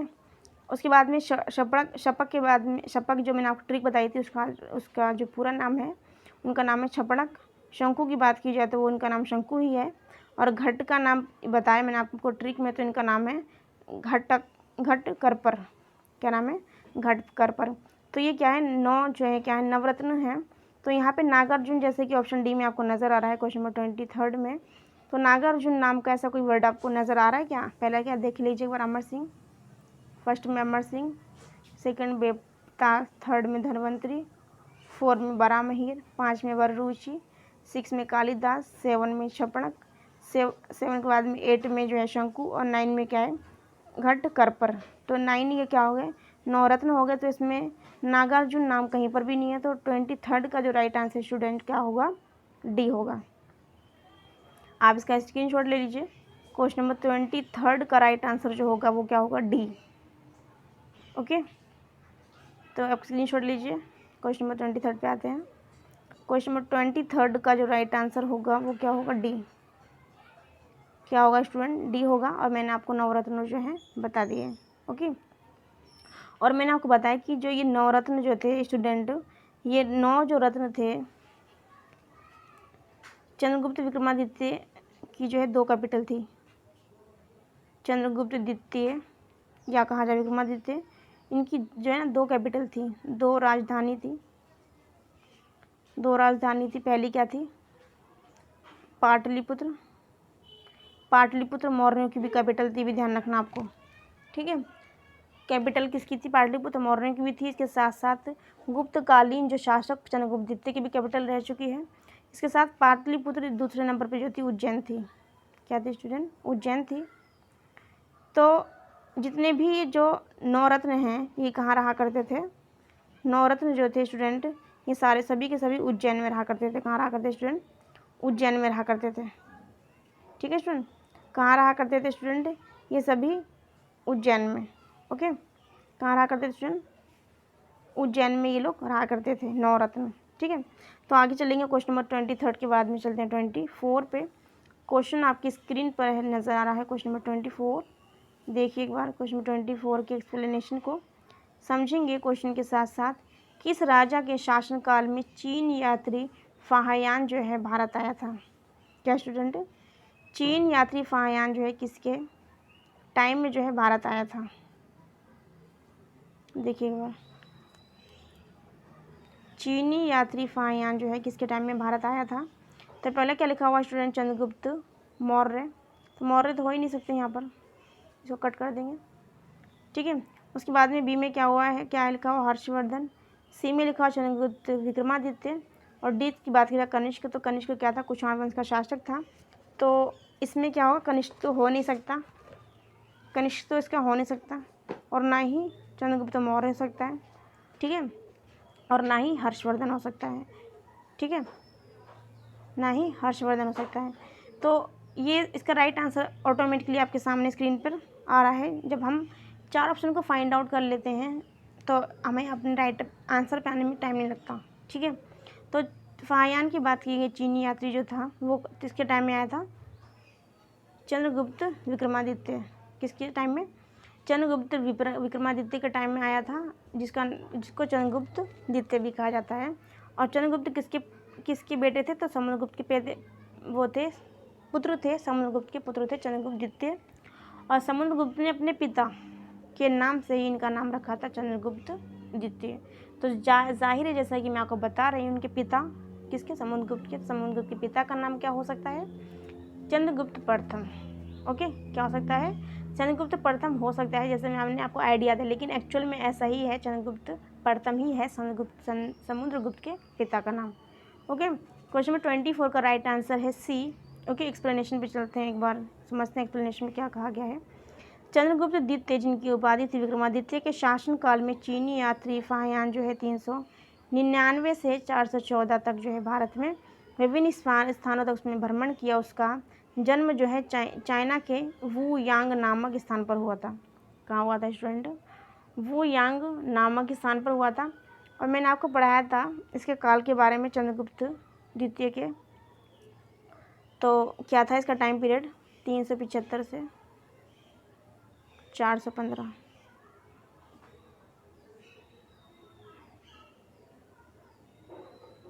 ये 5 क्यों नहीं बन रहा भाई? रुक जाइए, मैं दोबारा बना के दिखाती हूँ मैं दूसरी जगह पर। देखिए, हम किसकी यहाँ पर बात करें? चंद्रगुप्त द्वितीय की बात करें। चंद्रगुप्त द्वितीय का जो शासनकाल माना जाता है वो देखिए कब से कब तक माना जाता है? 375 से 415। कब से सुन? 375 से 415 तक जो है शासनकाल माना जाता है। किसका? चंद्रगुप्त द्वितीय का। तो ये जो है 399 में जो है भारत आए थे। कौन? जिनका नाम है फाहियान, आए थे 399 से 414 तक रहते और 15 में शासनकाल का अंत हो गया था। यानी कि चंद्रगुप्त द्वितीय के 1 साल पहले, जब उनका शासनकाल का अंत होने वाला था, उससे 1 साल पहले तक रहे थे कौन? फाहियान। ये अलग अलग जगहों पर भी इन्होंने भ्रमण किया। और बताया जाता है कि जो फाहियान जो थे स्टूडेंट, वो चाइना के वू यांग नामक स्थान पर इनका जन्म हुआ था।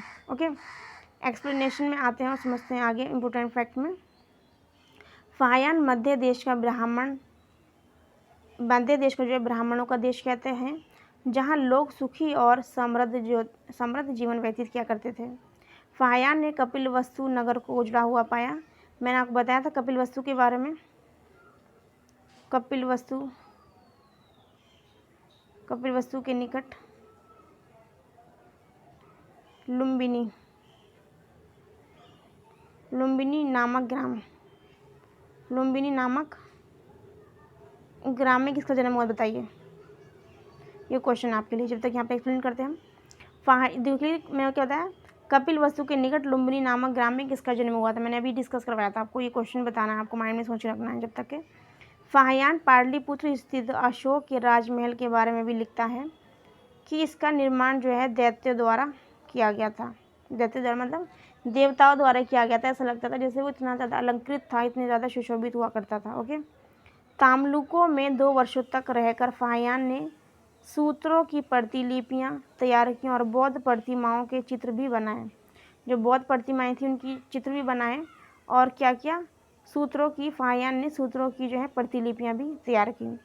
फाहियान ने अछूतों को जो है क्या कहा? चांडाल कहा, जो गांव और नगरों के बाहर निवास किया करते थे। यानी कि गांव और नगरों में उनको निवास स्थान नहीं दिया जाता था। किसको? चांडालों को, जो अछूत हुआ करते थे। ठीक है, दोबारा से समझ लेंगे एक बार और, इम्पोर्टेंट है। देखिए, चंद्रगुप्त विक्रमादित्य के शासनकाल में चीन यात्री फाहियान 399 से 414 ईस्वी तक जो है भारत में रहा और भारत जगह जगह पर उसने भ्रमण किया। उसका जो जन्म हुआ था वो यांग चाइना में हुआ था। मैंने बताया था 375 से लेकर 415 तक चंद्रगुप्त द्वितीय का शासनकाल बताया मैंने आपको। फाहियान ने मध्य देश को ब्राह्मणों का देश कहा है, जहाँ पे लोग सुखी और समृद्ध जीवन व्यतीत किया करते थे। फाहियान ने कपिलवस्तु नगर को जो है उजला हुआ बताया। फाहियान का पाटलिपुत्र स्थित अशोक के राजमहल के बारे में लिखता है कि इसका जो निर्माण है दैत्यों द्वारा किया गया है, ऐसा लगता है। ताम्लुकों में 2 वर्ष रह करके फाहियान ने सूत्रों की प्रतिलिपियां तथा बौद्धों की प्रतिमाओं के चित्र भी बना डाले। फाहियान ने अछूतों को चांडाल कहा है, जो गांव और नगरों से जो है बाहर रहा करते थे। मेरा क्वेश्चन जैसा कि आपको ये स्क्रीन पर नज़र आ रहा है, मैंने पूछा था कि कपिलवस्तु क्या था? कपिलवस्तु के निकट लुम्बिनी नामक ग्राम में किसका जन्म हुआ था? लुम्बिनी नामक ग्राम में जो है किसका जन्म हुआ था? मैंने आपको बताया था, तो आपको बताइए। चलिए आप कमेंट बॉक्स में बता दीजिए, मैं आपको बताती हूँ यहाँ पर किसका हुआ था। गौतम बुद्ध। किसका हुआ था स्टूडेंट? गौतम बुद्ध का। कब हुआ था? तो 563 ईसा पूर्व में। और मैंने बताया कि माता का नाम माया देवी, कहीं पर महादेवी और महामाया, महादेवी और महामाया करके भी इनका नाम था। और इनके पिता का नाम मैंने आपको बताया था, शुद्धोदन था। क्या नाम था? गौतम बुद्ध के पिता का नाम था शुद्धोदन, जो कि शाक्य गण के क्या थे? प्रधान थे। इनकी माँ जो थी, जिनका नाम था माया देवी, यहाँ पर महामाया कहा जाता था, वो क्या थी? कोली गणराज्य की जो थी हेड थी। और कहा जाता है कि बचपन में इनकी माँ का जो है देहांत हो गया था, जिसके कारण की जो माँ समान इनकी मौसी थी, जिनका नाम था गौतमी प्रजापति। हाँ देखिए, शतकर्णी नाम ध्यान आ रहा मुझे। गौतमी प्रजापति इनकी मौसी थी, जिन्होंने इनको पालन पोषण किया था। और जब इनको जो है बौद्ध धर्म का जब ज्ञान हो गया था, जब ये बुद्ध कहलाए थे, जब इन्होंने ज्ञान की प्राप्ति कर ली थी, ठीक है, तब वो जब कहा जाता है कि इनकी जो पहली फीमेल जो अनुयायी थी, बौद्ध दीक्षा ग्रहण करने वाली इनकी अनुयायी जो थी, उपासक जो थी, वो इनकी ही गौतमी प्रजापति, जो माँ समान मौसी थी, गौतमी प्रजापति ही इनकी फीमेल सबसे पहली उपासक बनी थी, अनुयायी बनी थी। ओके, तो ये कुछ इन्फॉर्मेशन थी किसके बारे में? गौतम बुद्ध के बारे में। और गौतम बुद्ध ने जो है मात्र जो है 29 वर्ष की अवस्था में गृह त्याग कर दिया था, मैंने आपको बताया था। और गृह त्याग की जो प्रक्रिया जो थी वो क्या कहलाती थी, मैंने आपको बताया था, ध्यान होगा तो आपको।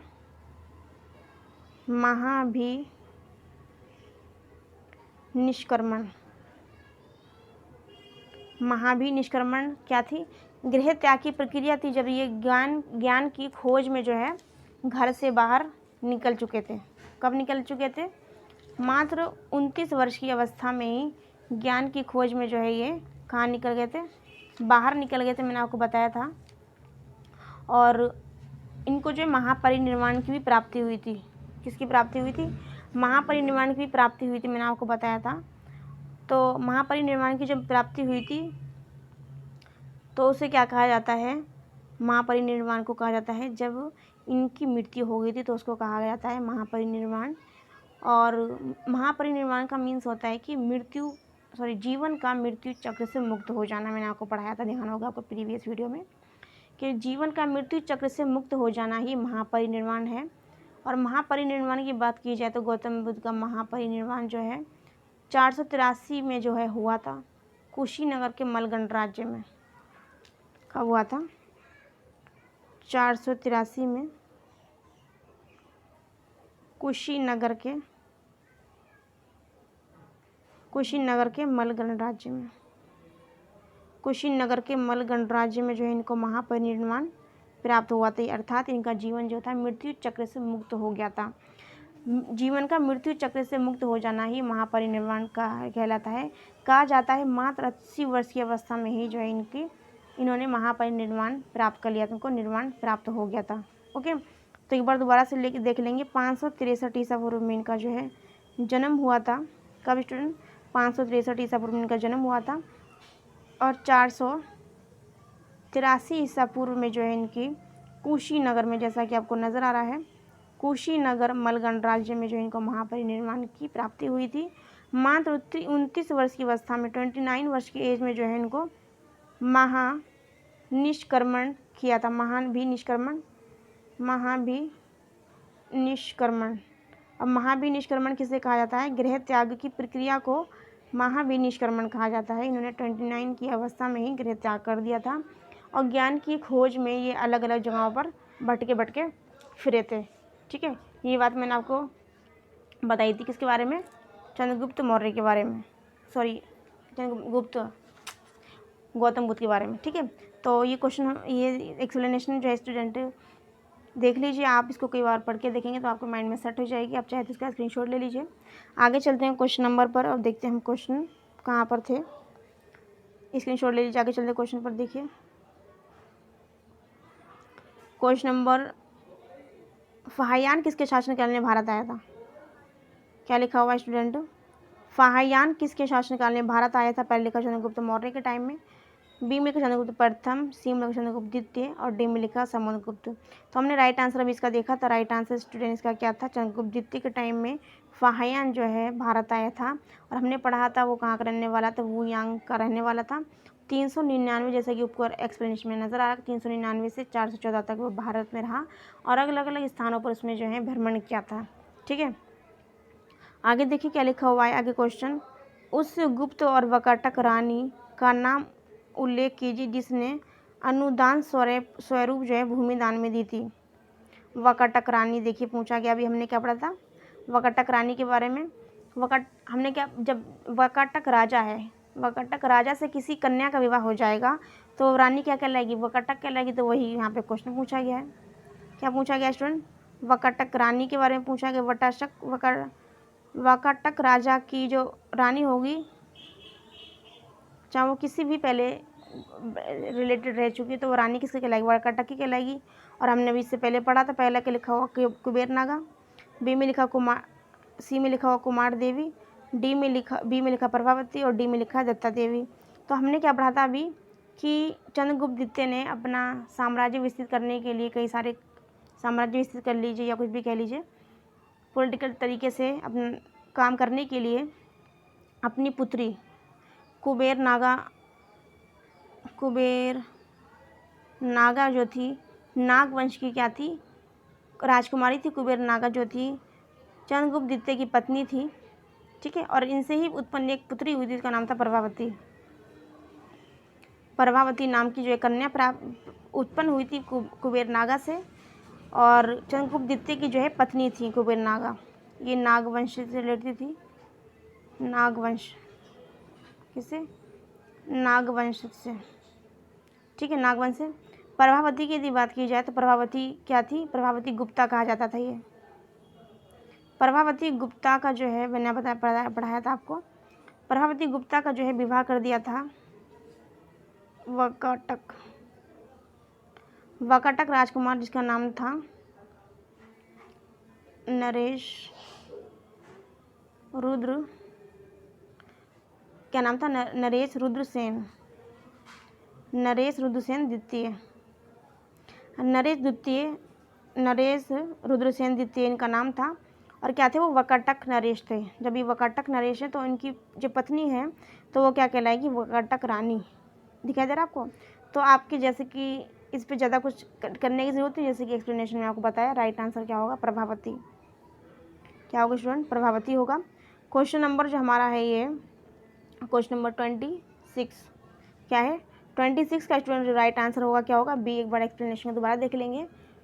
देखिए, कुबेर नागा जो थी चंद्रगुप्त द्वितीय की पत्नी थी। यहाँ पे मैं लिख देती हूँ, ध्यान ना रहे आपको कहीं। चंद्रगुप्त द्वितीय की पत्नी जो थी वो कहते कुबेर नागा, जो कि नागवंश से रिलेटेड थी। इसके बाद में कुबेर नागा से एक पुत्री उत्पन्न हुई जिसका नाम रखा गया प्रभावती गुप्ता।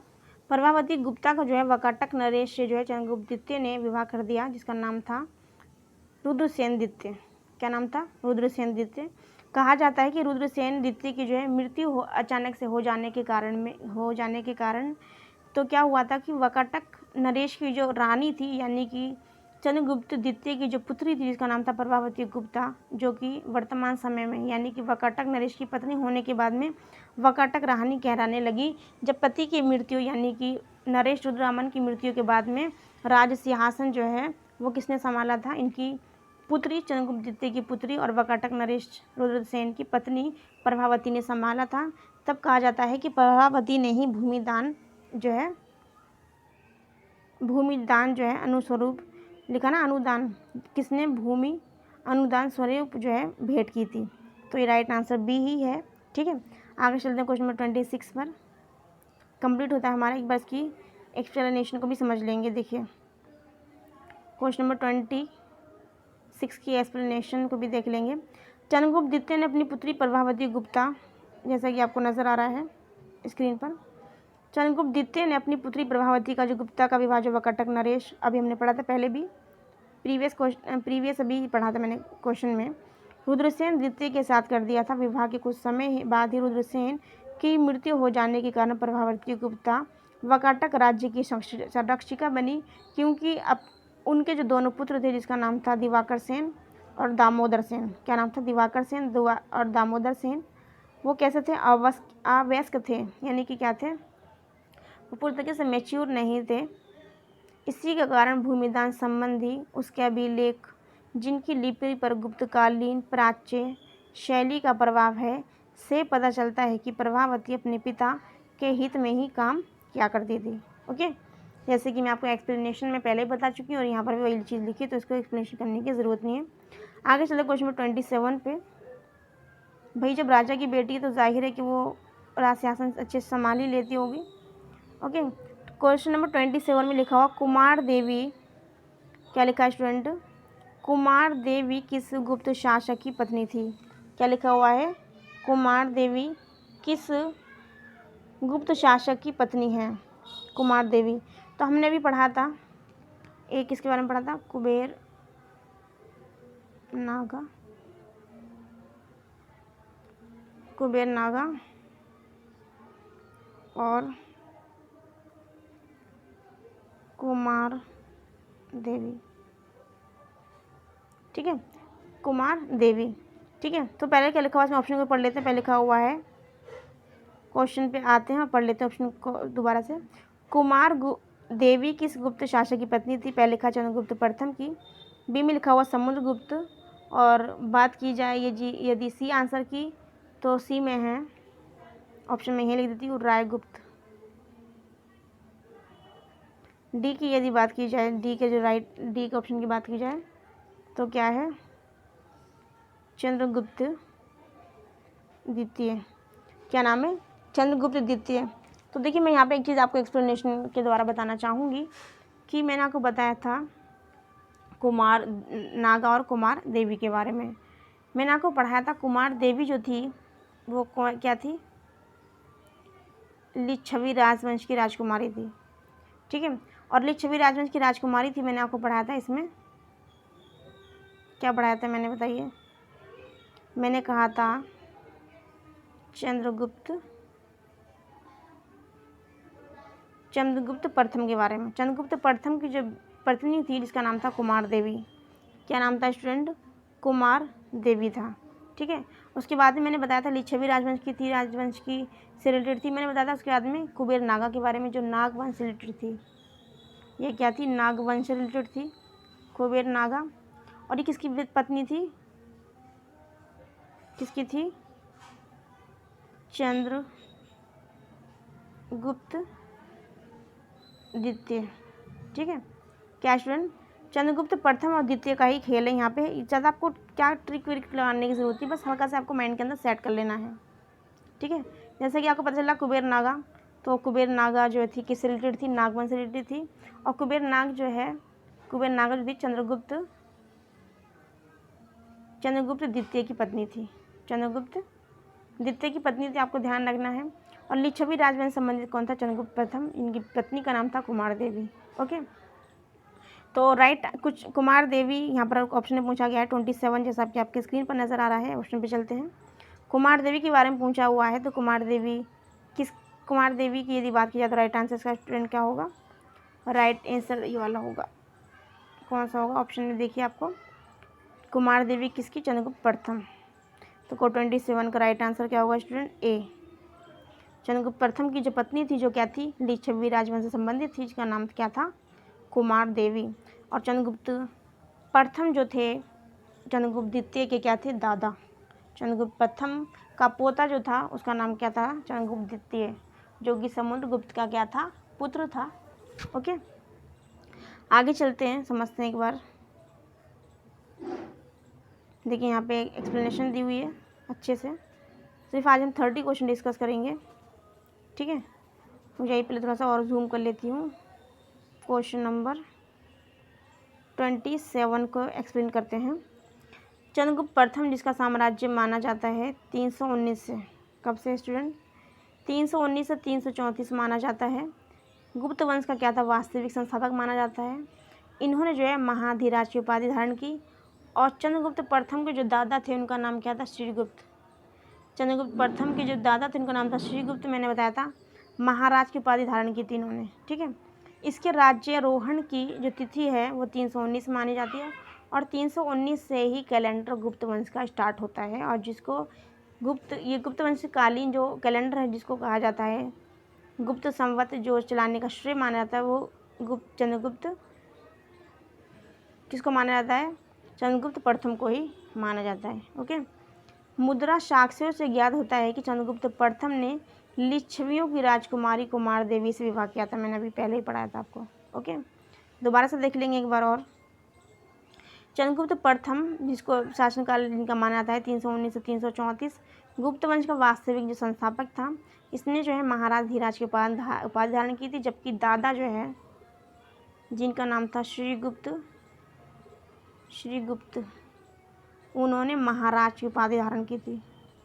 महाराज, ओके। महाराज की उपाधि किसने धारण की थी, इनके दादा ने, चंद्रगुप्त प्रथम के दादा श्रीगुप्त ने। और श्रीगुप्त के बेटे का नाम क्या था, घटोत्कच। और घटोत्कच किसके पिता थे, चंद्रगुप्त प्रथम के। ओके। इसके राज्यारोहण की तिथि जो है 319 मानी जाती है। गुप्त संवत जो है कैलेंडर में, गुप्त संवत की स्टार्टिंग जो है, इस शुरू करने का श्रेय जो है किसको जाता है, चंद्रगुप्त प्रथम को जाता है। क्योंकि चंद्रगुप्त प्रथम ने ही जो है जब उनका राज्यारोहण किया गया था, राज्याभिषेक किया गया, तभी से इन्होंने गुप्त संवत की जो है स्टार्टिंग की थी चंद्रगुप्त प्रथम ने।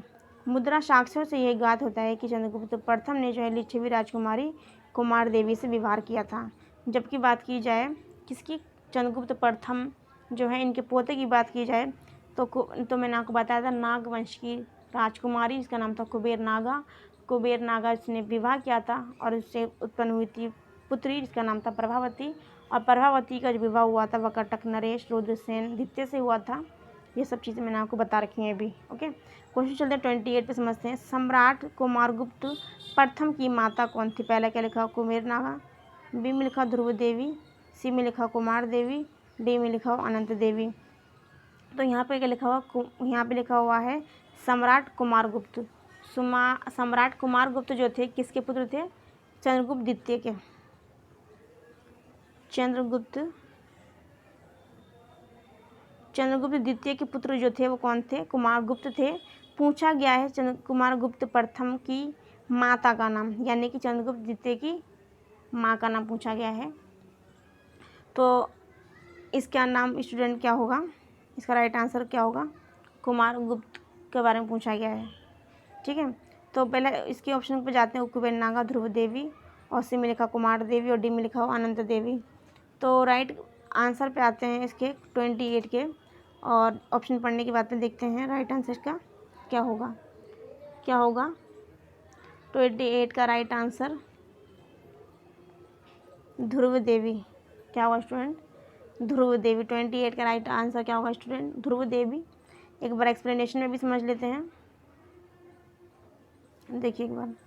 चंद्रगुप्त द्वितीय के बाद कुमारगुप्त जो है प्रथम साम्राज्य की गद्दी पर बैठा था। वह चंद्रगुप्त द्वितीय की पत्नी ध्रुव देवी से उत्पन्न उसका सबसे बड़ा पुत्र था, तथा गोविंदगुप्त नामक एक छोटा भाई भी था, जो कुमारगुप्त के समय में बसाड़ जो कि वैशाली का राज्यपाल था। दोबारा देख लेंगे एक बार। चंद्रगुप्त द्वितीय के बाद चंद्रगुप्त द्वितीय के बाद में उनका बेटा था जिसका नाम था क्या था, कुमारगुप्त, साम्राज्य की गद्दी पर बैठा था। वह चंद्रगुप्त द्वितीय की पत्नी, चंद्रगुप्त द्वितीय की यदि बात की जाए तो चंद्रगुप्त द्वितीय के बारे में अभी हमने पढ़ा था कि इन्होंने कुबेर नागा से विवाह किया था। लेकिन इनकी द्वितीय पत्नी भी थी जिनका नाम था ध्रुव देवी। पहली पत्नी थी कुबेर नागा, और द्वितीय पत्नी जो थी उनका नाम था ध्रुव देवी। से उत्पन्न एक पुत्र था जिसका नाम था कुमारगुप्त। और कुमारगुप्त जो था ध्रुव देवी से उत्पन्न सबसे बड़ा पुत्र था। उसका एक छोटा भाई था जिसका नाम था गोविंदगुप्त। और जो कुमारगुप्त के समय वैशाली का जो था क्या था, राज्यपाल था। ओके, आगे चलते हैं क्वेश्चन नंबर 29 पे। इसके बाद हमारा पास था आज का लास्ट क्वेश्चन। निम्न में से किसने सोने के सिक्के वजन में सबसे अधिक भारी हैं? मतलब निम्न में से किसके सोने के सिक्के वजन में सबसे अधिक भारी हैं? ऑप्शन को देखेंगे एक बार। सोने के सिक्के वजन में पूछा हुआ है। पहले क्या लिखा हुआ? कनिष्क, बी में लिखा हुआ होविष्क, और सी में लिखा समुद्रगुप्त, और डी में लिखा है स्कंदगुप्त। यदि क्वेश्चन आता सर्वप्रथम सोने के सिक्के किसने चलाए, तो मैंने आपको बताया था इंडो ग्रीक ने चलाए थे। किसने? इंडो ग्रीक ने। कुषाण वंश के शासक कनिष्क ने चलाए थे। लेकिन यहाँ पे पूछा हुआ वजन के बारे में पूछा गया है, इनके जो गोल्ड कॉइन्स थे उनके वेट के बारे में पूछा गया है। तो ऑप्शन पूछने का यहाँ तरीका डिफरेंस है, इसलिए इसका आंसर भी डिफरेंस ही आएगा। ओके, तो बात की जाए यहाँ पे सोने के वजन के सिक्के में सबसे अधिक भारी किसके थे, तो राइट आंसर इसका स्टूडेंट क्या होगा? देखिए स्कंदगुप्त। क्या होगा स्टूडेंट? स्कंदगुप्त, जो क्या थे? चंद्रगुप्त द्वितीय के क्या थे? पोते थे। कुमारगुप्त के क्या थे स्टूडेंट? पुत्र थे। कुमारगुप्त के क्या थे स्टूडेंट? ये पुत्र थे। एक्सप्लेनेशन के द्वारा एक बार समझने की कोशिश करते हैं कि इनके सिक्के कैसे भारी थे। स्कंदगुप्त के पूर्व गुप्त शासकों के सिक्के कुषाण सिक्कों के मानकों के अनुरूप ही थे, यानी कि जिस तरह से वो बने हुए थे वैसे बने हुए थे वो। स्कंदगुप्त के समय हमें गुप्तों के स्वर्ण सिक्कों में मिलता है। स्कंदगुप्त के समय से हमें गुप्तों के स्वर्ण सिक्कों में मिलता को थोड़ा सा छोटा कर लेते हैं इसको। एक्सप्लेनेशन काफ़ी बड़ी है, हेल्प चाहिए।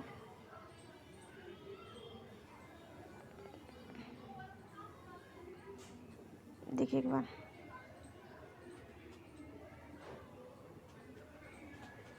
देखिए क्या लिखा हुआ है कि स्कंदगुप्त के पूर्व गुप्त शासकों के सिक्के जो हैं कुषाण सिक्कों के मानकों के अनुरूप ही थे। ठीक है, स्कंदगुप्त के समय हमें गुप्तों के स्वर्ण सिक्कों में मिलावट मिलने लगती है। स्कंदगुप्त के समय में हमें गुप्त के स्वर्ण सिक्के, यानी कि जो कनिष्क के टाइम में स्वर्ण सिक्के थे वो बिल्कुल प्योर गोल्ड के थे, जबकि स्कंदगुप्त के टाइम में जो है इसमें मिलावट मिलने लगी थी, जिससे मुद्राओं का वजन बढ़ता गया और स्कंदगुप्त के स्वर्ण सिक्कों का वजन माना जाता है 144 ग्रेन माना जाया करता था। ठीक है, आगे इंपोर्टेंट फैक्ट में लिखा हुआ है, तो इसका राइट आंसर स्कंदगुप्त हो गया 29 का। स्कंदगुप्त के शासनकाल में 5 जैन तीर्थंकरों की पाषाण प्रतिमाओं का निर्माण करवाया गया था। किसके द्वारा? स्कंदगुप्त के द्वारा। स्कंदगुप्त किसके पुत्र थे? तो स्कंदगुप्त कुमारगुप्त के पुत्र थे। वैन्यगुप्त नामक एक परवर्ती गुप्त शासक ने जो शैव था वह वर्तिक संघ नामक महायान बौद्ध संस्थान को दान में दिया था।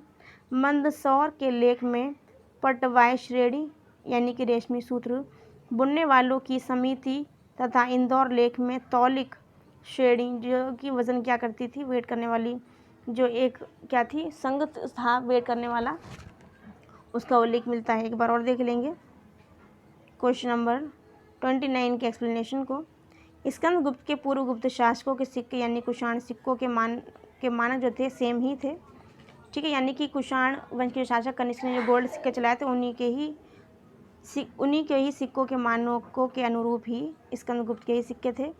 स्कंदगुप्त के समय से हमें गुप्तों के स्वर्ण सिक्कों में मिलावट जो है मिलने लगती है, जिसमें मुद्राओं का वजन जो है बढ़ता गया।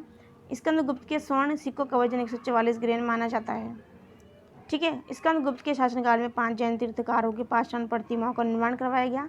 स्कंदगुप्त के द्वारा स्कंदगुप्त किसके बेटे थे? जो कुमारगुप्त के थे।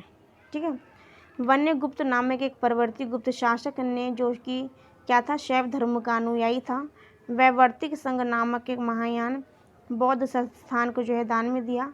मंदसौर के लेख में पटवाई श्रेणी, जो कि पटवाई श्रेणी क्या थी, रेशमी सूत काटने वालों का क्या था, एक समिति थी, तथा इंदौर लेख में तौलिक श्रेणी का भी उल्लेख मिलता है। तौलिक श्रेणी मतलब एक वजन करने वाली श्रेणी थी ये। ठीक है, आगे देखिए क्वेश्चन है हमारा 30 क्वेश्चन, जो आज का हमारे स्टूडेंट लास्ट क्वेश्चन है, क्वेश्चन नंबर 30। देखिए एक बार क्या कहा गया है, निम्नलिखित अभिलेखों में से किस एक में स्कंदगुप्त के राज्यकाल में हुर्णों का आक्रमण हुआ था। तो बात देखें क्वेश्चन को, 30 क्वेश्चन, निम्नलिखित अभिलेखों में से किस एक में स्कंदगुप्त के राज्यकाल में हुर्णों के आक्रमण का उल्लेख है? पहला क्या लिखा, मथुरा, बी में लिखा भीतरी, सी में लिखा जूनागढ़ और डी में लिखा हुआ है सांची। डी में क्या लिखा हुआ है स्टूडेंट? सांची। तो बात करें क्वेश्चन नंबर 30 की, आज का हमारा लास्ट क्वेश्चन है। तो 30 के राइट आंसर में जाएंगे और देखेंगे राइट आंसर स्टूडेंट क्या है। 30 का राइट आंसर है बी, यानी कि भीतरी अभिलेख में स्कंदगुप्त के राज्यकाल में हुर्णों ने जो आक्रमण किया था, स्कंदगुप्त के समय हुर्णों ने जो आक्रमण किया था और हुर्णों को स्कंदगुप्त ने जो है पराजित किया था। ठीक है, और कहा जाता है कि सबसे पहले जो आक्रमण किया था इनके पिता, स्कंदगुप्त के पिता जिनका नाम था कुमारगुप्त। कुमारगुप्त इनका शासनकाल जो माना जाता है 415 से 455 माना जाता है कुमारगुप्त का। कुमारगुप्त के टाइम में फर्स्ट टाइम जो हुर्णों का आक्रमण हुआ था, हुर्णों का जो अटैक हुआ था, आक्रमण जो है, हुर्णों का आक्रमण जो है पहली बार जो हुआ था कुमारगुप्त के टाइम में हुआ था, लेकिन स्कंदगुप्त ने है जो है उसको पराजित किया था। और भीतरी अभिलेख से पता चलता है कि स्कंदगुप्त के राज्यकाल में हुर्णों का भी आक्रमण हुआ। तो यहाँ पर राइट आंसर ये बात की, यहाँ पर स्कंद के बारे में पूछा गया तो इसका राइट आंसर क्या हुआ, बी हुआ। क्वेश्चन 30 स्टूडेंट आज की लास्ट क्वेश्चन की सीरीज़ है। एक बार मैं आपको इनका जो रिलेशन है वो बता देती हूँ, कौन किसका क्या लगता था। ओके, देखिए एक बार ये एडिशनल इन्फॉर्मेशन आपका स्क्रीनशॉट ले लीजिए। मैंने बताया कि स्कंदगुप्त के जो पिता थे उनका नाम था कुमारगुप्त। उनका शासनकाल जैसे कि आपके स्क्रीन पर नज़र आ रहा है 415 से, देखिए एक बार 415 से 455 रहा। फर्स्ट टाइम जो हुर्णों का आक्रमण था वो जो कुमारगुप्त यानी कि स्कंदगुप्त के पिता के ही समय था। और कुमारगुप्त के ने ही कहा था अपने बेटे से स्कंदगुप्त से कि तुम जो है इस अटैक में, मतलब जो हुर्णों का जो अटैक हुआ था तो उसको मतलब डील करो। तो स्कंदगुप्त ने डील किया था और इनकी हुर्णों को उन्होंने पराजित किया था। ठीक है, और देखिए मैंने आपको बताया इनके रिलेशन के बारे में एक बार बता देती हूँ, आपको स्क्रीनशॉट ले लीजिए इसका। देखिए मैंने क्या क्या बता रखा है, देखिए एक बार, देखिए भाई कभी कभी दिक्कत कर जाती है। देखिए मैंने सबसे पहले आपको पढ़ाया था श्रीगुप्त, इसके बाद में सेकंड नंबर पे मैंने आपको पढ़ाया था चंद्रगुप्त प्रथम, चंद्रगुप्त प्रथम। उसके बाद मैंने आपको पढ़ाया था समुद्रगुप्त। उसके बाद मैंने आपको पढ़ाया चंद्रगुप्त। ये कौन सा चंद्रगुप्त थे, चंद्रगुप्त द्वितीय। ओके, उसके बाद मैंने आपको पढ़ाया कुमारगुप्त, कुमारगुप्त पढ़ाया मैंने आपको। कुमारगुप्त के बाद मैंने आपको पढ़ाया था क्या, स्कंदगुप्त। क्या पढ़ाया था स्टूडेंट, स्कंदगुप्त। ठीक है, तो बात कर ली जाए इनके बारे में थोड़ी थोड़ी सी।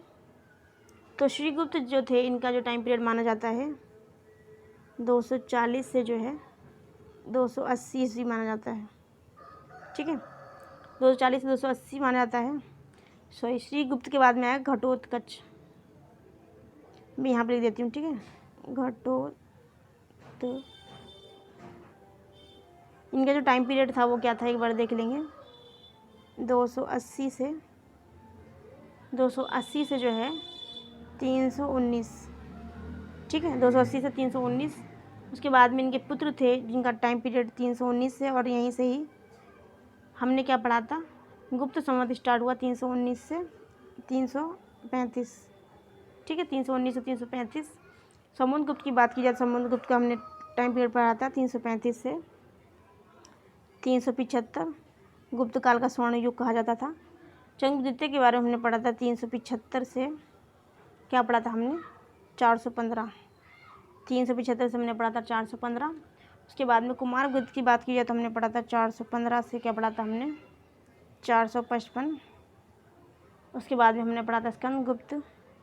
स्कंदगुप्त के बारे में हमने क्या पढ़ा था, 455 से लेकर के 455 से हमने क्या पढ़ा था 467। ओके, 466 पढ़ा था। एक बार दोबारा से रिपीट करवा देती हूँ मैं आपको। श्रीगुप्त जो थे इनका जो टाइम पीरियड था 240 से जो था क्या था 280। 240 से क्या था 280 था। उसके बाद इनके पुत्र थे जिनका नाम था घटोत्कच। क्या नाम था स्टूडेंट, घटोत्कच, जिनका टाइम पीरियड 280 से 319 माना गया। उसके बाद में चंद्रगुप्त प्रथम जो कि श्रीगुप्त के क्या थे, पोते थे, और घटोत्कच के क्या थे, पुत्र थे, जिनका टाइम पीरियड 319 से 355 माना गया। 319 से गुप्त संवत कैलेंडर में जो स्टार्टिंग की थी चंद्रगुप्त प्रथम के द्वारा। उसके बाद में 335 से 375 काल माना, बताया मैंने आपको। समुद्रगुप्त गुप्त काल का स्वर्ण युग कहा जाता था, ये भी मैंने आपको पढ़ाया। और ये बात किसने कही थी, इस डॉक्टर वी.एस. स्मिथ, जिसका नाम था विंसेंट स्मिथ। चंद्रगुप्त द्वितीय की बात की जाए तो चंद्रगुप्त प्रथम के क्या थे, ये पोते थे। समुद्रगुप्त के क्या थे, पिता थे। और श्रीगुप्त के क्या थे, परपोते थे। तो इनका जो काल माना जाता है 375 से 415 माना जाता है। उसके बाद में बात की जाए कुमारगुप्त की, तो कुमारगुप्त जो है इनका टाइम पीरियड 415 से 455 माना जाता है। बात की जाए किसके बारे में, कुमारगुप्त के पुत्र स्कंदगुप्त की, तो उनका टाइम पीरियड 455 से 400 कितना माना जाता है, 467 467 माना जाता है। तो स्टूडेंट आज की ये इन्फॉर्मेटिव जो वीडियोस थी बस यहीं तक की है, और हम 30 क्वेश्चन की सीरीज़ हमारी होती है कंप्लीट। आगे हम मिलते हैं नेक्स्ट वीडियो में न्यू इन्फॉर्मेशन के साथ, न्यू नॉलेज के साथ में। तब तक के लिए thank you for watching, take care and bye bye. Like and subscribe and feedback me.